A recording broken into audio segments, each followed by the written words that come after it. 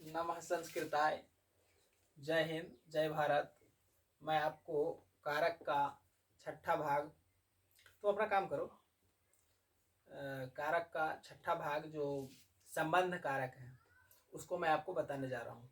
बहुत ही आसान है ये तो। संबंध तो मैं बार बार बताया हूँ कि उसमें कारक तो है नहीं, कर्ता ये कारक संबंध नहीं है, लेकिन इसमें षष्ठी विभक्ति का प्रयोग करने के लिए ही केवल हम संबंध को मान लेते हैं कि कारक है ना।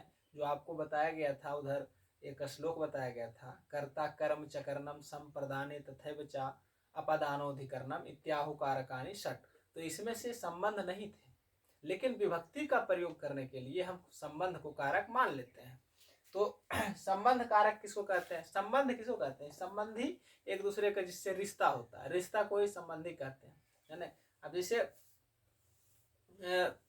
क्या है कि राम लवकुश के पिता थे, राम लवकुश के पिता थे, तो लवकुश और राम के बीच संबंध बता रहा है कि नहीं बता रहा? तो का के की जो होता है विभक्ति चिन्ह वही संबंध बताता है। तो यहाँ पर उसी चीज को पढ़ना है संबंध कारक के बारे में। तो संबंध कारक में अनुवाद करने के लिए आते हैं, एक सेंटेंस आएंगे और मात्र एक ही फॉर्मूला, एक ही सूत्र इसमें साधारण व्याख्या करने के लिए आएगा, जो मैं आपको बता देता हूँ। और अधिकरण कारक को भी इसी वीडियो में हम बता देंगे और आज कारक को हम समाप्त कर लेंगे। और अगले चैप्टर जो शुरू करेंगे वो आपको समास से आपको 3-4 नंबर के प्रश्न पूछे जाते हैं, तो हम कारक के बाद समास पढ़ लेंगे। तो आइए अब पढ़ते हैं षष्ठी विभक्ति यानी संबंध कारक। तो संबंध कारक में एक फॉर्मूले हैं, जिसको सूत्र है, जिसको कहते हैं संबंधे षष्ठी। सूत्र क्या है? संबंधे षष्ठी। यह संबंधे षष्ठी, ये मात्र एक ही सूत्र इसमें पढ़ने हैं और यही परीक्षा में भी आता, संबंधे षष्ठी की साधारण व्याख्या करें। तो आपको कुछ नहीं एकदम आराम से साधारण व्याख्या से कर देना है। तो संबंधे षष्ठी का मतलब होता है कि संबंध कारक में क्या है? संबंध कारक में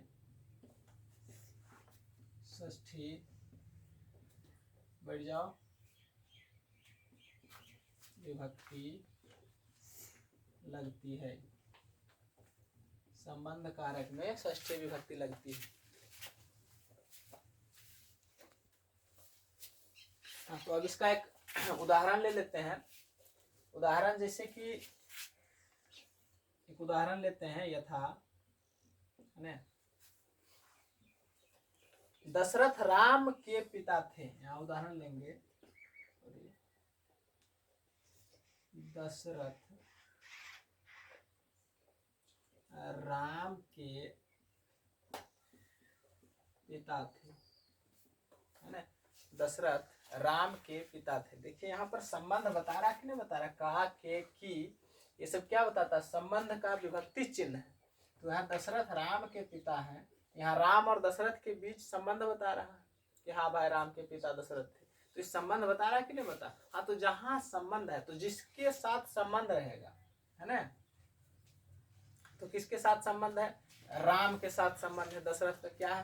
पिता का संबंध है ना। तो राम के पिता कौन हुए? दशरथ। तो जिसके साथ का के की लगा हुआ रहेगा, जैसे राम के साथ लगा हुआ का के की विभक्ति चिन्ह जिसके साथ लगा हुआ रहेगा उसी में लगाना है षष्ठी।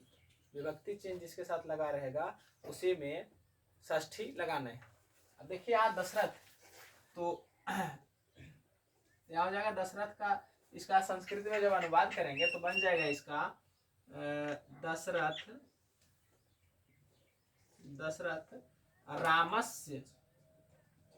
रामस्य है ना।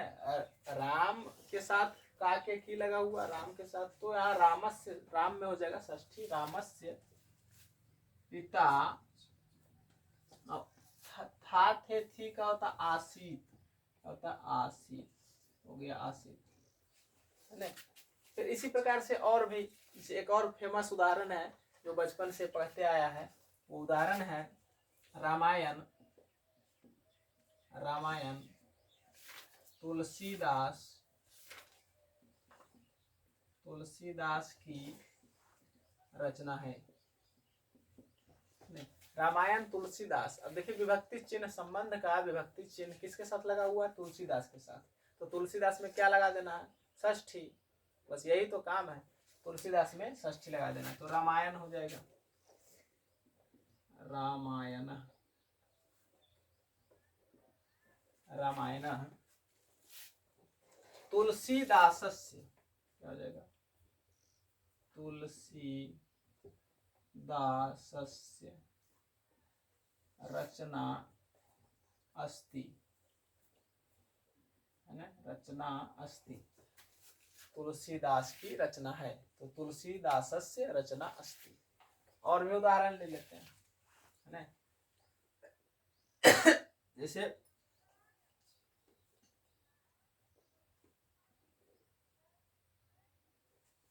और भी उदाहरण लेते हैं कि महाभारत वेद व्यास की रचना है। तो महाभारत की रचना वेद व्यास ने की। ऐसे महाभारत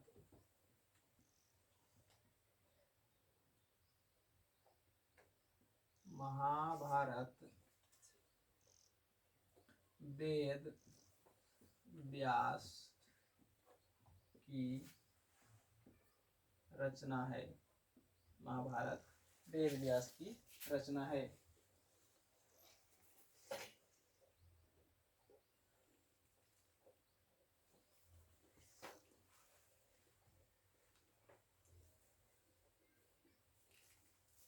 महाभारत वेद व्यास की रचना है, क्या बनेगा? महाभारत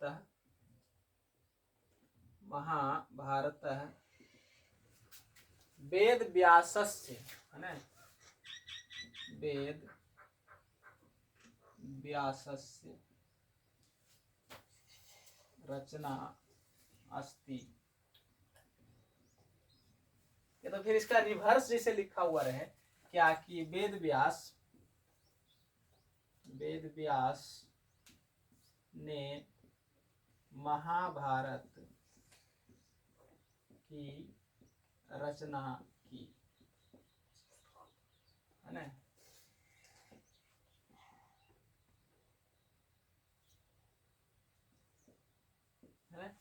अब यहाँ पर देखिए जो विभक्ति चिन्ह है संबंध का, वो किसके साथ लगा हुआ है? महाभारत के साथ। तो षष्ठी इसमें लगाने हैं, ना कि वेद व्यास में लगा देना। यदि महाभारत वेद व्यास की रचना है ऐसे रहेगा तब तो महाभारत वेद व्यास रचना अस्ति लिखेंगे।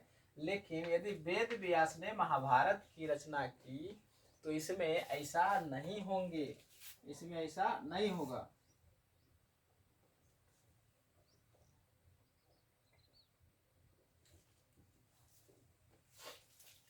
तो यहाँ पर हो जाएगा वेद व्यास, तो वेद व्यास हो जाएगा। वेद तो रची यहाँ लिखे हैं महाभारत रचना की, रचना वेद व्यास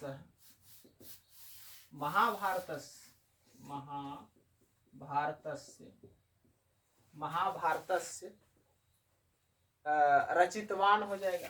क्या होगा? रचितवान, है ना? ये भूतकाल में आ ई यदि किसी वाक्य के सेंटेंस के अंत में आ ई ए रहे तो उसको भूतकाल की वाक्य कहते हैं, है ना? तो उसमें क्या लगा देना है? रचितवान। ये भूतकाल को दर्शाता है, ठीक। तो ये हो गया वेद व्यास महाभारतस्य रचितवान। तो इस प्रकार से संबंधित षष्ठी का इस तरह से बनेंगे जिसके साथ आप समझ चुके होंगे, जिसके साथ विभक्ति चिन्ह जो होता है का के की वो लगा हुआ रहे तो उसी में लगाने हैं षष्ठी। बाकी के सारा वैसा ही बनेगा, है ना? इसे और भी ले लेते हैं।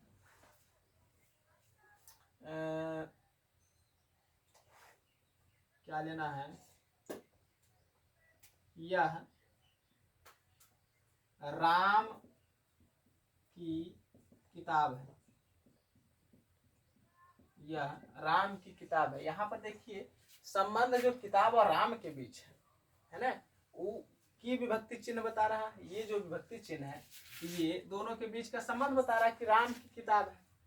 है ना। तो षष्ठी किस में लगेगा, राम में लगेगा। तो यहाँ हो जाएगा, है ना, इदम, इदम मतलब यह, है ना, इदम रामस्य, रामस्य, रामस्य किताब का पुस्तकम, पुस्तकम अस्ति।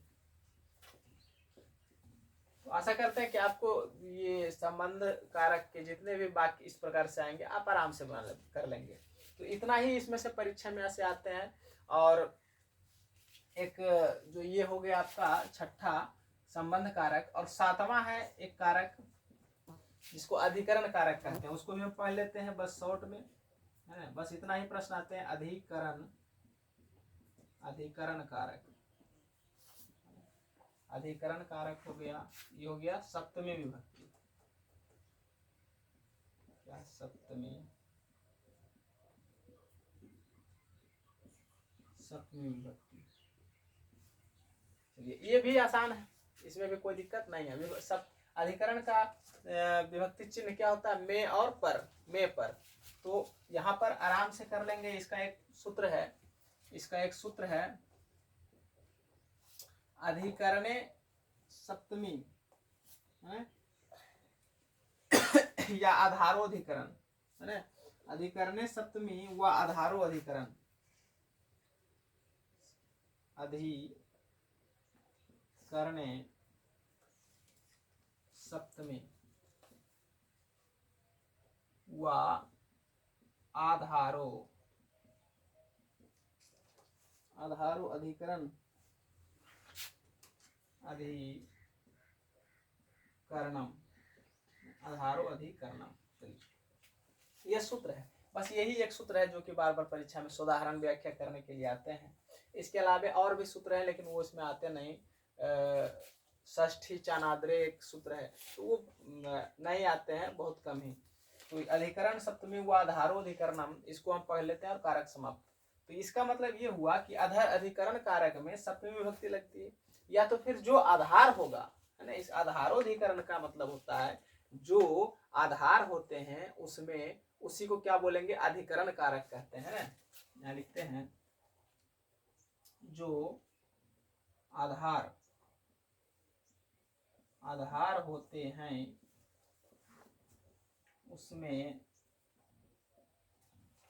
सप्तमी, सप्तमी विभक्ति, सॉरी, है ना, उसमें, अच्छा उसे क्या लिखेंगे, जो आधार होते हैं उसे अधिकरण, उसे अधिकरण कारक कहते हैं। क्या कहते हैं, अधिकरण कारक उसे कहते हैं। और उसमें, और उसमें क्या लगता है, सप्तमी विभक्ति लगती है उसमें, सप्तमी। और देखिए यहाँ लिखा ना, अधिकरण सप्तमी, मतलब अधिकरण में सप्तमी लगती है। और अधिकरण में यहाँ लिख देना, अधिकरण में, अधिकरण में सप्तमी विभक्ति लगती है। हो गया, इसमें अधिकरण में सप्तमी विभक्ति लगती है। तो आधार किसको कहते हैं, आप जिस पर बैठे हुए हैं, जिस पर बैठे हुए, जैसे त्रिभुज पढ़ता है, त्रिभुज इस तरह से, त्रिभुज ये, तो ये आधार है नीचे वाला। तो पूरा त्रिभुज जिस पर बैठा हुआ, जिस भुजा पर, उसी को आधार कहेंगे। तो आप जिस पर बैठे हुए हैं, जिस पर चल रहे हैं, कोई कहीं पर है तो उसी को क्या बोलते हैं, आधार। अब जैसे आदमी बैठा हुआ कुर्सी पर, तो आदमी का आधार कौन हो गया, कुर्सी हो गया। ठीक, कोई पक्षी उड़ रहा आकाश में तो उसके लिए आधार कौन हुआ, आसमान हुआ। तो इस प्रकार से जो आधार होते हैं उसी को कहते हैं अधिकरण कारक। ठीक, तो कुत्ता रोड पर दौड़ता है तो कुत्ता जहां पर दौड़ रहा है वो उसके लिए क्या हो गया, आधार। और आधार को ही अधिकरण कहते हैं। तो अधिकरण में, ये अधिकरण सप्तमी से अधिकरण कारक में सप्तमी विभक्ति लगेगी, है ना। जैसे अब हम यहाँ उदाहरण ले लेते हैं, है ना। जैसे उदाहरण है क्या, कि कुत्ता रोड पर दौड़ता है ना। कुत्ता सड़क, सड़क पर दौड़ता है, कुत्ता सड़क पर दौड़ता है। देखिए कितना बढ़िया। देखिए कुत्ता तो हो गया करता, तो कुत्ता दौड़ता है, कुत्ता दौड़ता है तो क्या बन जाएगा, कुक्करह, क्योंकि करता है, क्या है, करता है ना कुत्ता, तो हो जाएगा कुक्करह, कुक्करह धावती, क्या होगा, धावती, बन गया, कुक्करह धावती तो बन गया। और सड़क पर का क्या होगा, तो में और पर जो विभक्ति चिन्ह है वो अधिकरण का है। और वैसे भी हमने सूत्र में बताया कि आधारोधिकरण, जो आधार होते हैं वो अधिकरण कारक कहलाते हैं, और जो अधिकरण कारक होते हैं उसमें सप्तमी विभक्ति लगती है ना। दोनों सूत्र एक ही में, इतना बड़ा सूत्र है, दोनों एक ही है ना, एक ही में है। तो कुत्ता कहाँ पर दौड़ रहा है, सड़क पर दौड़ रहा है, तो सड़क क्या हो गया, आधार हो गया। तो जो आधार होते हैं उसको अधिकरण कहते हैं, और अधिकरण में सप्तमी विभक्ति लगती है। तो सड़क क्या हो गया, अधिकरण कारक हो गया, इसमें सप्तमी विभक्ति लग जाएगा। तो सड़क का क्या हो जाएगा, मार्ग, है ना। मार्ग का सप्तमी मार्गे, क्या होगा, मार्गे। सड़क का सप्तमी मार्ग का मार्गे हो जाएगा। कितना बन गया, कुक्करह मार्गे धावती, बन गया। दूसरा उदाहरण और ले लेते हैं, है ना। राम घर में है, घर में, राम घर में है ना। तो देखिए राम जहां पर है उसमें क्या लगेगा, सप्तमी, बन गया।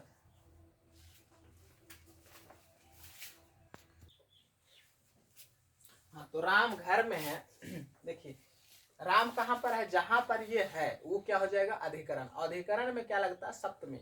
आप लगा दीजिए, घर क्या है, अधिकरण है, अधिकरण का में क्या लग जाएगा, सप्तमी, तो गृह का गृह हो जाएगा। तो राम, राम गृह, गृह अस्ति, है ना, गृह अस्ति, राम घर में है ना। अब और इसमें से जैसे अब आपको अभी एक उदाहरण बताया कि कबूतर, कबूतर आकाश में उड़ता है ना। क्या है, एक तोता, तोता आकाश में उड़ता है, तोता आकाश में उड़ता है। तोता का क्या होता है, तोता का सुकह हो जाता है, सुकह माने सुग्गा, सुकह। अंबरे, अंबर मतलब आकाशे में, तो लिखिए बहुत अच्छा, आकाश का आकाशे हो जाएगा, आकाशे, उड़ना का उड़ती हो जाएगा, उड़ती, उड़ मतलब उड़ना, उड़ती। कहेगा यहाँ अस्थि क्यों लिखे, यहाँ है का लिखना है का संस्कृत अस्थि होता है, लेकिन यहाँ क्यों नहीं, क्योंकि इसके साथ क्रिया है। उड़ती का मतलब है होता है, उड़ता है ना। यहाँ पर अस्थि लिखने की कोई जरूरत नहीं है। और भी वाक्य आप ले सकते हैं, जैसे गाय खेत में चरती है ना, गाय खेत में चरती है, गाय खेत में चरती है। हाँ, जितने भी मैं उदाहरण ले रहा हूँ परीक्षा के व्यू से काफी इंपोर्टेंट है। आपको इन उदाहरणों को कम से कम देखते रहना है। यदि नहीं समझ में आ रहा फिर भी इसको आपकी उदाहरण को भी आप देखते रहें, ताकि परीक्षा में कहीं से भी कोई भी उदाहरण, इसी में से कम 4 उदाहरण तो इन्हीं सब में से एक आएंगे। चार कम से कम 4 जितने उदाहरण मैंने लिखाया उनमें से 4 उदाहरण तो सेम टू सेम यही आएगा। इसलिए आपको बार बार यही वो देखते रहना, पढ़ते रहना, समझते रहना। तो गाय खेत में चरती, क्या हो जाएगा, गाय का हो जाएगा गौ, है ना, गौ, गौ हो गया। खेत का होता है क्षेत्र, तो क्षेत्र का सप्तमी क्या होगा, क्षेत्रे, क्या होगा, क्षेत्रे, क्षेत्रे। चरना का चरती, है ना, चरती। तो इस प्रकार अब कारक जो है समाप्त हो गया है, पूरा कारक को हमने समाप्त कर दिया है। और अगला जो टॉपिक पढ़ाएंगे हम समास को पढ़ाएंगे, और इसको आप रिवीजन करते रहें, क्योंकि बिना रिवीजन के ये होने वाला नहीं है। थोड़ा बस सप्ताह में भी कम से कम 1 या 2 बार देख लेना है इसको। उसके बाद ये आपको परीक्षा से पहले भी देख लेना है, जब देने जाना परीक्षा तो उदाहरण को सारे को देख लेना, सुधारण व्याख्या करना, आपको याद कर लेना। और ये किसमें सप्तमी विभक्ति लगेगी, किसमें छठी विभक्ति लगेगी, सारा कुछ मैंने बता दिया। तो आपको विभक्ति शब्द रूप आपको याद रखना है। जब तक शब्द रूप आप याद नहीं रखेंगे तब तक संस्कृत में अनुवाद करना संभव नहीं है। इसलिए विभक्ति को भी आप ये शब्द रूप भी आप ध्यान में रखें और लकार को भी आप ध्यान में रखें। आज कारक समाप्त हो गया है, तो धन्यवाद। जय हिंद, जय भारत। अब स्वस्थ रहिए और पढ़ते रहिए। हो गया।